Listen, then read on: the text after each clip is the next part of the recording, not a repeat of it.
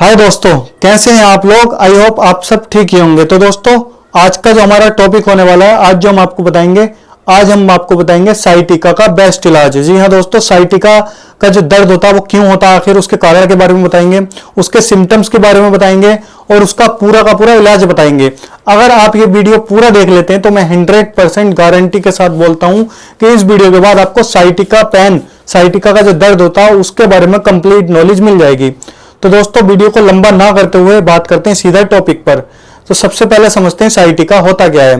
तो साइटिका का जो दर्द होता है दोस्तों, साइटिका नाम की एक बेंस होती है जो कि हमारे कूल्हे से, ये जो हमारा हिप वाला जो एरिया होता है, यहाँ से नीचे तक निकल रही होती है, यहाँ से नीचे तक।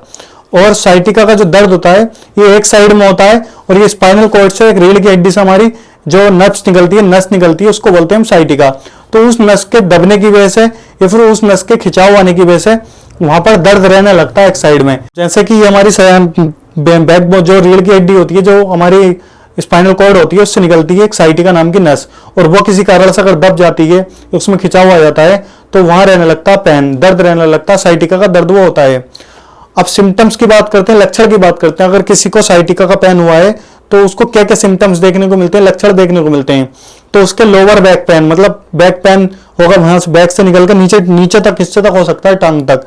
मसल वीकनेस उसको होगी, मसल्स को उसको वीक लगेगी, अपनी नसें उसकी वीक हो जाएंगी वहां की। इसके अलावा टिंगलिंग, मतलब उसको झंझनाहट लगेगी, चींटियां सी काटेंगी आपके उस एरिया पर जहां पर भी आपको जो है नस दबी है। उसके अलावा नमनेस, मतलब आपको सुन्नपन आएगा, सुन्नी आपके पैर में चढ़ेगी, चलने फिरने में आपको दिक्कत होगी।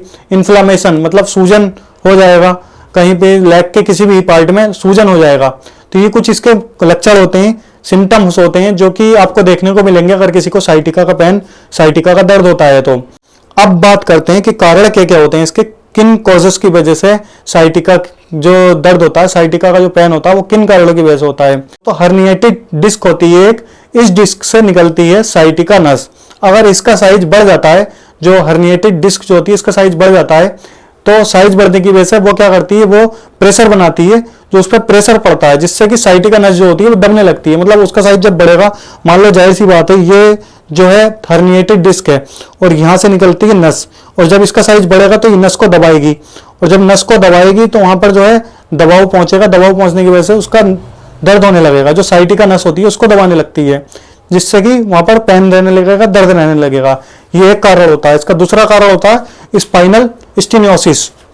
तो स्पाइनल स्टेनोसिस जो है, ये स्पाइनल कॉर्ड थिन होने के लगती है, मतलब स्पाइनल कॉर्ड जो होती है हमारी वो पतली होने लगती है, थिन होने लगती है, वो हिस्सा जहां से नस निकल रही होती है, जिससे कि जो नस होती है वो डैमेज होने लगती है या फिर उसको दबाने लगती है, खिंचाव होने लगता है। तो ये भी एक कारण होता है। तीसरा कारण होता है इंजरी।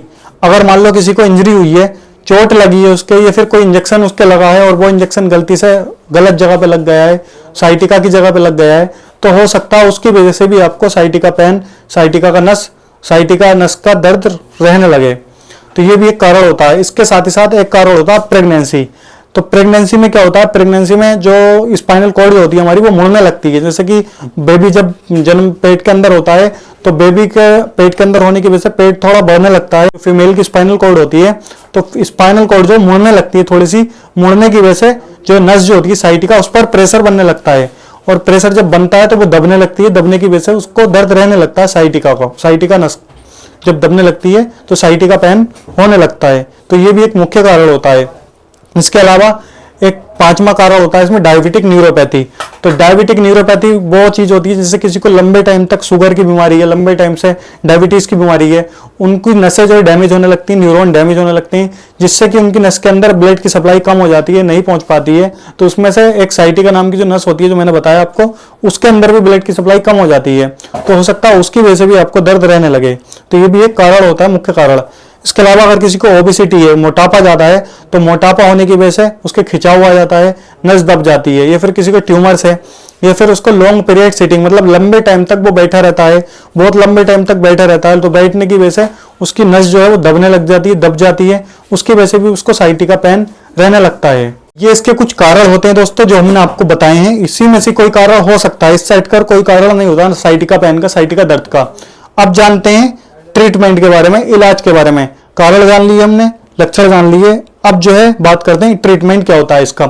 अगर मान लो किसी को साइटिका का दर्द होता है तो उसको आप कैसे ठीक करेंगे, या फिर वो अपना इलाज जब डॉक्टर करते हैं उसको, तो कौन कौन सी मेडिसिन डॉक्टर द्वारा दी जाती हैं, उसको क्या इलाज होता है इसमें। तो दोस्तों सबसे पहले उसको दिया जाता है प्रेगावा एंटी। प्रेगावा एंटी जो सुबह शाम लेने की सलाह दी जाती है, ये जो दर्द को, ये झंझनाहट जो हो रहा था, सुनपन जो आ रहा था, उसको ठीक करती है। इसके अंदर प्रेगाबालिन, नोट्रिप्टिलिन वगैरह होता है, तो ये झंझनाहट को और सुनपन को और दर्द को ठीक करने का काम करती है। इसके अलावा दूसरी जो इसमें दवाई आती है उसका नाम होता है कैप्सूल मल्टीविटामिन। जैसे कि आप न्यूरोकाइन गोल्ड कैप्सूल ले सकते हैं, तो वो दिन में एक बार लेने की सलाह दी जाती है न्यूरोकाइन गोल्ड। उसके अंदर विटामिन मिनरल्स होते हैं जो कि नसों को ताकत देते हैं और न्यूरॉन के अंदर ब्लड फ्लो को बढ़ाते हैं। इसके अलावा तीसरी मेडिसिन इसमें आती है न्यूरोकाइन गोल्ड इंजेक्शन। अगर किसी को ज्यादा ही दिक्कत हो रही है, मेडिसिन से कवर नहीं हो पा रहा है, तब उसको इंजेक्शन लगाया जाता है न्यूरोकाइन गोल्ड का इंजेक्शन या फिर न्यूरोबियन फोर्ट का इंजेक्शन। आईएम उसको लगाया जाता है इंट्रामस्कुलर, और ये 2 दिन या फिर 1 दिन छोड़कर लगाया जाता है ये इंजेक्शन, इसमें से कोई भी एक इंजेक्शन। इसके अलावा चौथे नंबर पर जो मेडिसिन दी जाती है उसका नाम है मेकोनर्व कैप्सूल। मेकोनर्व कैप्सूल जैसे कि आप साइड में देख सकते हैं, ये होता है, इसका जो डोज होता है इसको भी दिन में 1 बार लेने की सलाह दी जाती है। इसके साथ ही साथ एक ऑइंटमेंट लगाने की सलाह दी जाती है जिसको बोलते हैं गावा वाइट। तो गावा वाइट ऑइंटमेंट जो होता है इसके अंदर गावापेंटिन, डाइक्लोफेनेक और डाइथाइलिन होता है, तो दर्द को और खून के दौरान को ये बढ़ाने का काम करती है। सुबह शाम इसको लगाने की सलाह दी जाती है, तो सुबह को और एक शाम को मालिश करने की सलाह दी जाती है इसकी। अगर मान लो किसी को हैवी पेन हो रहा है, बहुत ज्यादा दर्द हो रहा है, हैंड टू हैंड उसका दर्द रोकना है, तो उसको लगाया जाता है डायनापार का इंजेक्शन जिसके अंदर होता है डाइक्लोफेनाक। उसके साथ में डेक्सोना भी लगा दिया जाता है ताकि अगर कोई स्वेलिंग वगैरह है तो उसको भी कंट्रोल कर सके, तो हैंड टू हैंड दर्द रुक जाता है। और ये आईएम रूट के थ्रू लगाया जाता है इंट्रामस्कुलर। इसके अलावा टैबलेट में चलाई जाती है जीरोडोल एमआर वगैरह, ताकि उसका दर्द जो कंट्रोल में रहे, तो जीरोडोल एमआर उसको चलाई जाती है सुबह शाम। ये भी तो 15 से 20 दिन तक ये ट्रीटमेंट लिया चलाया जाता है। 15 से 20 दिन में आपकी ये बीमारी ठीक हो जाती है। फिर भी अगर ठीक नहीं होती है तो हो सकता है ये ट्रीटमेंट आपको थोड़ा सा और दिन बढ़ा दिया जाता है। तो दोस्तों ये हमने आपको साइटिका दर्द और साइटिका के कारण के बारे में, साइटिका के ट्रीटमेंट के बारे में सब कुछ बता दिया है और बहुत ही अच्छे से हमने आपको बताया है। अगर आपको वीडियो पसंद आया है तो चैनल को सब्सक्राइब करके जाना, वीडियो को लाइक करके जाना। ऐसे नॉलेजेबल वीडियो के साथ हम मिलेंगे आपको नेक्स्ट वीडियो।